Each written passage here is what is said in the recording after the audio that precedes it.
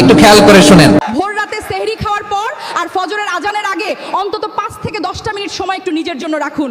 ঘরের আলোটা নিভিয়ে ক্যাবলামুখী হয়ে 2 হাত তুলে নীরবে আপনি আপনার রবের সাথে একটু কথা বলুন।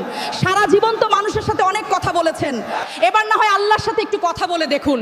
বিশ্বাস করুন, রাতের নিস্তব্ধতায় প্রভুর সাথে কথা বলার যে অদ্ভুত এক শান্তি আছে তা হয়তো অনেকেই জীবনে একবারও অনুভব করেননি। তাই আজ একটু চেষ্টা করেই দেখুন না, আল্লাহর সাথে কথা খুব সহজ ভাষায় একদম নিজের মতো করে বলুন।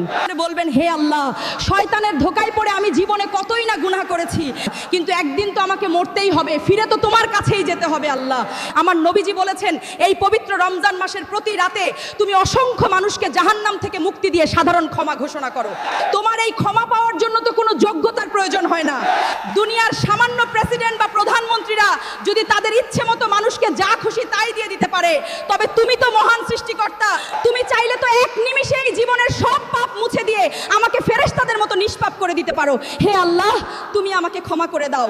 ঠিক এভাবেই একদম নিজের মতো করে চোখের পানি ফেলে আল্লাহর কাছে মন খুলে কথাগুলো বলুন, দেখবেন ইনশাআল্লাহ অদ্ভুত এক শান্তি পাবেন আপনি।